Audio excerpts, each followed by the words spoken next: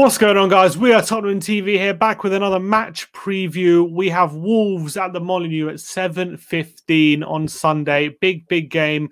Wolves currently sitting 11th at the time of recording. Tottenham currently sitting in 6th place, but a win could take us as high as 2nd at the time of recording, depending on what Everton's result was later in the day on Saturday. But here with Slav to preview the game. Wolves having obviously a lot of injury problems. They've got Dendoncker, who's a major doubt for this game. Jimenez obviously ruled out through that awful head injury he sustained against Arsenal. And they're in fairly poor form, losing 4 of the last 7, losing 3 of the last 4. However, the 2 games they won in that period have been Arsenal and Chelsea. So they have shown pedigree to perform against decent teams, or maybe not Arsenal, but Chelsea especially. It's going to be a tricky game for sure. It's always a tough game against Wolves, but how do you assess things going into it? It's such a difficult game. It's a difficult game to predict. It's a difficult game to have in general. After 2 defeats in the league in a row and 3 without a win, the last place you probably want to go is Molineux. But we've shown we can win there the last couple of years. And we've shown this season we're perfectly capable of beating anyone. And hopefully those 3 games were a blip. Obviously, we won on Wednesday. It wasn't convincing, but we won into a semi-final.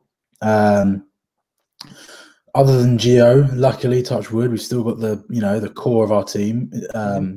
No injuries, really. And I think we've got every reason to go there confident and to go and get a result.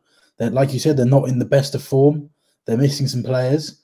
Hopefully, we can go and I don't really care how we win tomorrow as long as we win.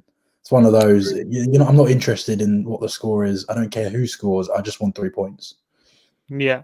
Do you think it could be a big benefit to us with Jimenez being out? They've obviously struggled for goals a bit since he's been injured. Fabio Silva has had a few games, hasn't really impressed that much. They've had. Yeah, no. I've got. It's just quite funny you mentioned Fabio Silva. I watched him with my brother, and we just were watching him. Like, this guy can't be like a £40 million professional footballer. Well, he's only 18, so he's still very young. He's got a lot of development clearly. He'll probably score tomorrow now. Yeah, probably now you said that, but he did score. I think his first goal, didn't he, the other week? Maybe it was against Burnley, actually. Yeah, from the penalty spot. Yeah. So he did get his first goal, so maybe that'll give him confidence. But look, even without a striker, they've still got a lot of threats in, Neto, who's been having a great season so far. Daniel Podence, who's really come into it recently as well, stepping up, especially in that game against Chelsea. He was absolutely magnificent. And obviously Adama Traore, who's a massive threat down that right-hand side. So despite them missing their star striker, how much do you reckon it'll hurt them? Not that much, to be honest. I watched Daniel Podence for Olympiacos against Spurs last year, and he was phenomenal. Yeah, I mean, we couldn't really get near him, could we? I know we drew there and beat them at home, but we were 2-0 down. We couldn't get near him. He reminds me so much of Eden Hazard. The way he's low centre of gravity, the balance, he glides away from people, he can shoot, can pass. And Pedro Neto, obviously they lost Diogo Jota as well, which was a big loss, I thought, at the time. And Pedro Neto's come into his own and been really impressive since Diogo Jota left. And they're a threat. They are a threat, as Chelsea found out. So it will be no easy game. Yeah, they always seem to turn up against all the bigger sides, don't they? Wolves. Doesn't matter. Yeah. They're very consistent in that. They have been over the past couple years, but they are definitely going to have a threat. But do you feel like in terms of physically up front, we won't have as much to deal with as, say, when Palace had Benteke up top and stuff like that. All right, apologies, guys, for the lighting. Some of our lights appear to have been faulty, so apologies for the low lighting, but we'll get this preview done for you guys. So, Yeah, as I was saying, Jimenez is out, so they're not going to be as much of a physical presence up front, which could help with Dyer and Toby going the other way. But as we said before, they are going to have a lot of threats in Neto, Podence, and Adama Traore. But going into in their midfield, Dendoncker looks like he's going to be missing through an injury, so that's probably a bonus for us because he adds a lot of steel in that centre. But with two great technicians in Moutinho and Neves, does that mean we definitely need that double pivot of Højbjerg and Sissoko just patrolling that area for us? Yeah, no, I think Dendoncker being out is a boost for us. Really good player. I think he's also a threat in both boxes as well. Versatile as well, can play centre back, play midfield. It's a bit of a boost, bit of a bonus for us. And obviously, I think having that physicality of Højbjerg and Sissoko in midfield against Moutinho, the technicians, and Moutinho and Neves could benefit us. I also think the lack of a Dendoncker could, benefit us for the counter attack that we seem to love to play. That's a good point. Very good point. As quality as Moutinho is, and he has been over the years, he is in his 30s. His legs haven't gone, but he's. One thing we do very well is counter attack, and I just don't think either of them have got the legs to handle our counter attacks. Would you back either of them to up against Ndombele in a tackle? Not particularly, but that's where they have the benefit of having three centre backs is there for them. And obviously, I think another target for us could be Nelson Semedo. I've been massively underwhelmed by him since he joined them. I was a big fan of his. Sorry, lights went again. Sorry about that. I was a big fan of Nelson Semedo before he joined Wolves. Then he had that shocker in the 8-2 with Bayern Munich, and ever since then, since he came to Wolves, he's been really disappointing. Every time I've watched him, I wanted him at Spurs, and I'm quite happy he's not at Spurs. After watching him recently, he might prove me wrong and end up being a great right back. But at the moment, I think I agree with you. He's been underwhelming. I think Sonny can target him. Grealish had him on toast, albeit they lost. Timo Werner had him on toast. There's been players, I think Dwight McNeil might have been on against Burnley, had him. So I think it's a position we can target. Both I think both their wing backs haven't been as good as they have been over the years. Obviously, they lost Doherty and Johnny's been badly injured. So it could be an area that we target. The centre halves, I think, are great for Wolves. Cody, Bolly, and Saiss. So it'd be tough. Harry Kane's going to have to drop a lot deeper as well, I reckon. But I think it's a game, but because of the injuries that they've got, it's definitely a game we can go and get a result. I just don't want to see. I don't mind if we play the counter-attacking style. But one thing we've got to do better at is our ball retention. I think the fact that we aren't able to control a game is really, really worrying. The fact that at times we look like we can't string 6 passes together. Højbjerg looks like the only one able to pass to a teammate, him and Harry Kane. And I think we need to, keep the. I understand you want to play on the counter attack, but when no disrespect, when you're playing Palace, when you're playing even Leicester, when you're playing these teams, you've got to dominate the ball at times. Why at home are we sitting back and trying to hit on the counter at 1-0 down? Because we know Leicester, their best opportunities are going to be on the counter. What's the point when you're 2-0 down? I agree with you, but I don't think we did sit back at 2-0 down. I don't think we did. I think we tried. I think Leicester made it so difficult. We sat back, but I don't think we were brilliant. But Leicester, no, we weren't brilliant. We weren't brilliant, but that's not because we sat back.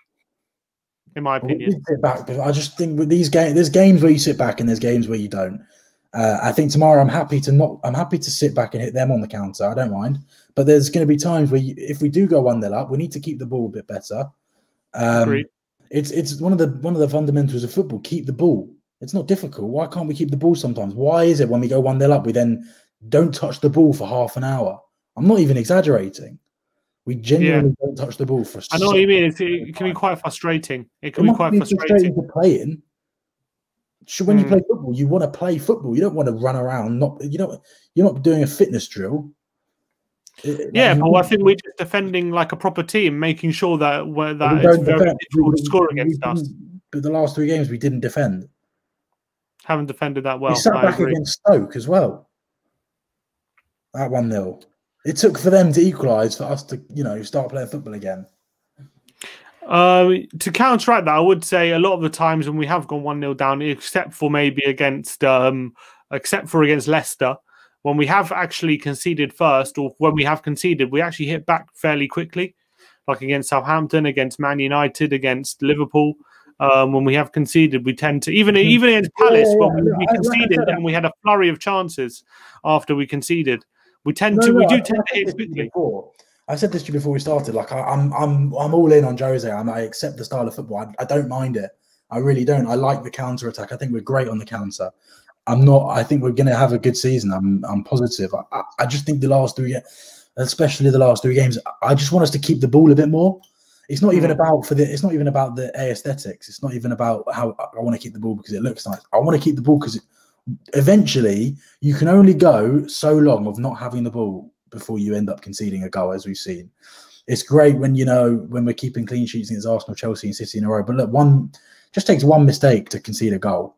That's all it takes. One lapse of concentration from one player, and it can cost you. And I think we need to keep. That's why I say we need to keep the ball a bit. But if we go 1-0 up early tomorrow, look, we realistically are going to let them have the ball and sit back. But when we do get the ball, we need to keep it better. That's the problem. I'm happy to sit back, but when we get the ball, I just want to keep the ball a bit. Yeah, I agree with you. But as we've been, on a fairly bad run, three bad results in a row, how important is it for you to get back to winning ways against Wolves and to continue our charge near the top end of the table? Because all of a sudden, a few bad results and you could find yourself in mid-table. That's how close the league is. So we can't let this run go on for too much longer. No, I agree. I think we said before, if we lose tomorrow, we have some problems. I don't think we'll lose tomorrow. But if we do lose tomorrow, we will have some. I think we have some problems, and maybe some January transfers are needed. But hopefully we can win. I'm confident we'll win. I think we can put the last week or so behind us now and move on, and hopefully get a result. Yeah, I'm confident we get a result. But I feel like, look, Wolves are always going to be a difficult game, but I think the way we've been playing this season, even in the last 3 games, if we can keep it very tight, I feel like Wolves have a few places where you can get at them at the back. Although they're quite strong defensively, I think we need to keep that low block because Neto and Adama Traore are such good dribblers that if you push very high up, they can exploit you, and that's the only route I can see, because I feel like if we're in a low block, it's going to be very hard for them to be putting balls into the box and getting on the end of crosses and stuff, because I feel like physically we're going to have the advantage. So I think the tactics that we play could play into our hands in this game. I feel like Son up against Semedo, like you say, could be definitely an avenue we can get a lot of joy out. And I think Ndombele in the centre up against their 2 central midfielders, I feel like he could get a lot of joy there as well. So I'm hoping for a good result. If we win, we could potentially even go as high as second. So it's very important. I agree. I agree with everything you just said. I'm confident we can get a win and just get back on it. Yeah. All right. And obviously, if you looked at our predicted lineup, you got your prediction. You said 2-0 to Spurs. Yeah. I said 2-1. Yeah, going to stick with it. I said 2-1. I think it's going to be a bit close, but I think Wolves could probably nick a goal from somewhere. But I just think it's imperative we get back to winning ways. And I think the squad know that. And I'm confident that we will. I think Wolves always going to be a difficult game, as I say, but I'm confident we'll get back to winning ways. But that is your match preview. Let us know in the comments below. What do you think? How do you think the game is going to go? What do you think of our predictions? Like, subscribe, and comment. And as always, come on, Spurs.